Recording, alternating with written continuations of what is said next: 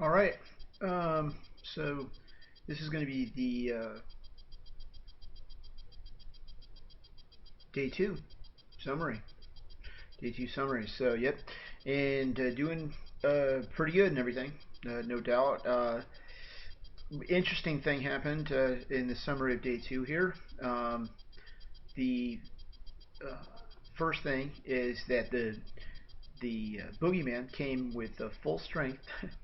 And as you know, the boogeyman, if you've read my other viewed my other blog entries, you know what I mean. It's this super strong desire to go to sleep when you're awake, and it if you stay in one place, it will put you to sleep.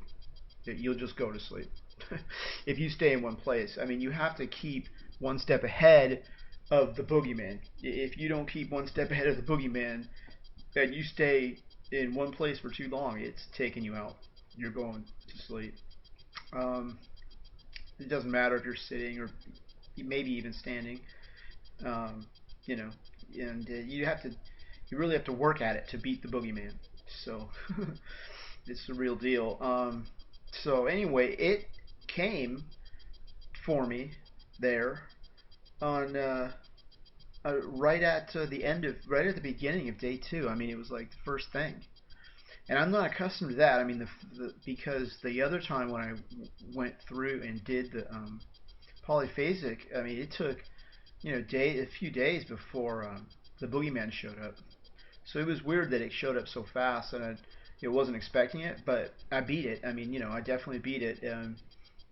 I mean, me and the bathroom sink became great friends because I just kept going back and forth to the bathroom sink to wash my face and go, and then I went outside several times to stretch and get in the cold air. You just keep fighting it over the period of the 4 hours, and uh, you beat it. You just don't give in.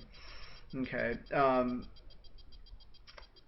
but that's the thing. I think when you do get the boogeyman there assaulting you, and when it's at full strength, especially, I think that it continues to operate when you go to sleep for your nap. I think it's there operating subconsciously, and it hasn't stopped. It's still that force, that strong force is still there, putting you under. Okay, um, and this has been my experience over the from my first attempt, and then on the first phase of day two, it uh, I don't remember waking up, uh, and I forgot to turn off my monitor. Um, that was one of the protection, security protection things that I had done to keep this from happening, from unconsciously turning off the alarm. Was turning off the monitor because without the monitor you can't see where to click or what to, you can't click on anything. You just see this blank screen. So, um, and because it was a daytime phase. I forgot to turn off the monitor. So that facilitated my being able to unconsciously, I mean, not being aware of it, turn off the alarm and go back to sleep. As it turns out, and it's terrible and everything. But if I'm gonna do that, if it's gonna happen, I'd rather it happen like day one or day two. You know what I mean? So I can clear this out, and I don't have to worry about it and lose even more progress. So and I don't actually believe you lose progress.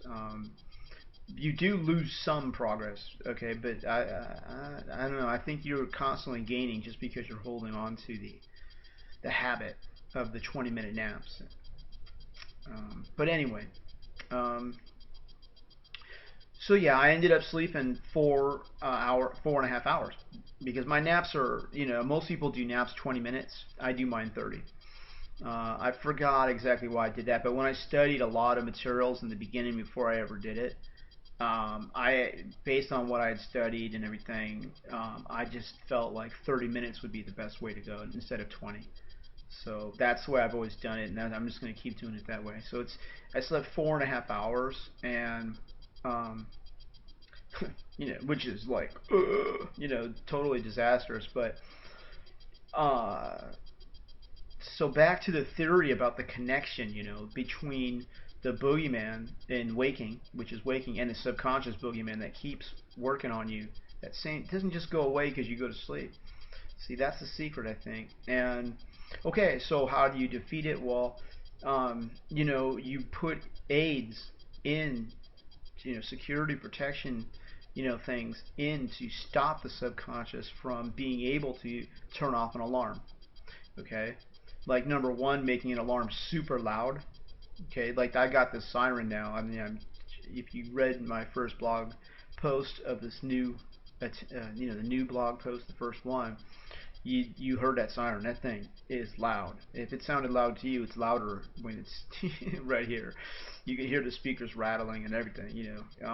It's loud, and so that's number one.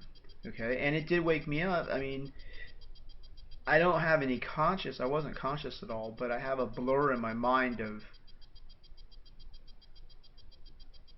just have a blur in my mind. Whether I'm just making that up or it actually happened, I don't know. But there's like a blur in my mind where I woke up. But I don't even know if that's a real memory or not. I mean, I have no idea. I definitely wasn't conscious for sure because when I'm conscious, I don't have. I mean, I've got the thing down. I mean, I know what to do as soon as I wake up. You know what I mean? It's just like I'm getting up, and isn't that nothing is going to, make me go back down on the bed. I don't even want to at all. I don't care how tired I am. I don't even care. If I'm up, I'm up. I want to be up.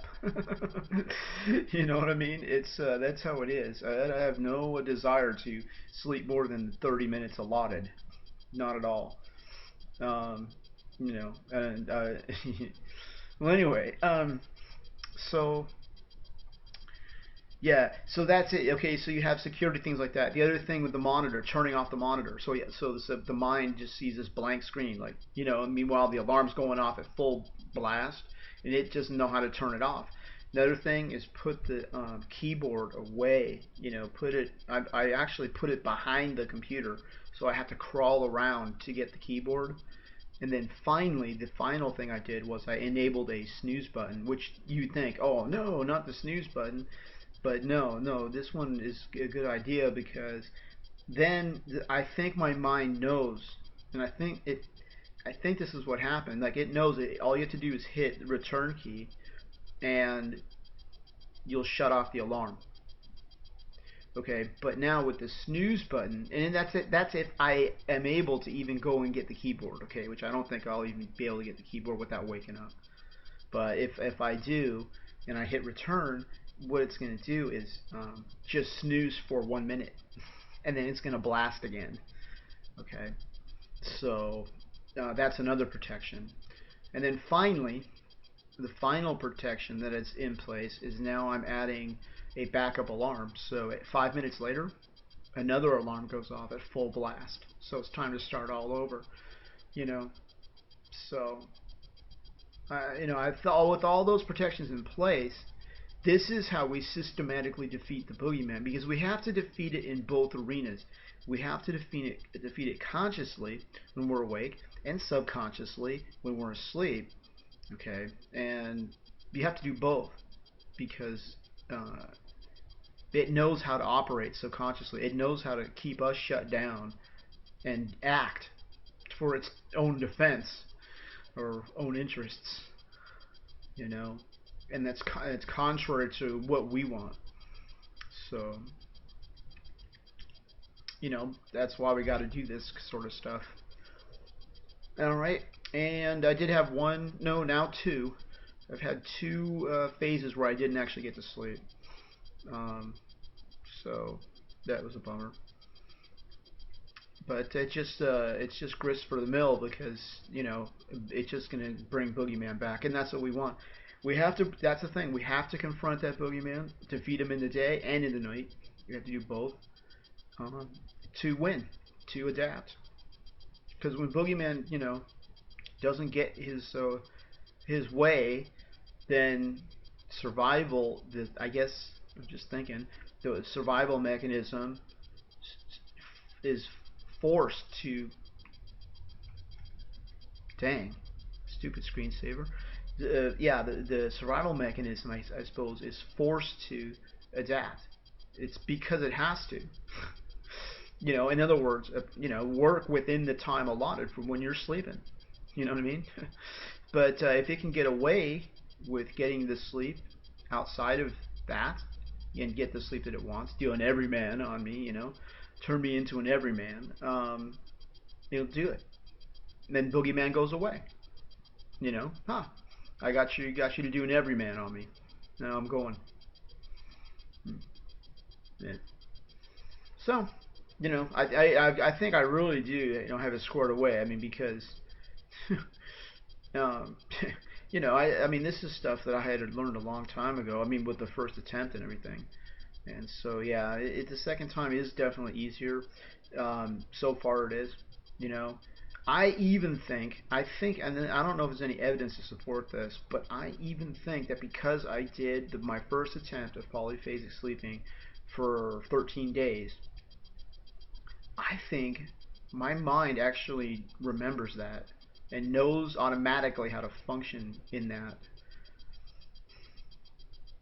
I don't know, because it just seems that way. That it just seems like everything is flowing a little better. And I get this feeling like my body knows already what it's doing. So, but whatever. Main thing is get fully adjusted, and that's it. Get fully adapted, and then it's cruising mellow. So, okay, we're done here. And I'll keep you updated, and we'll talk to you again for day 3.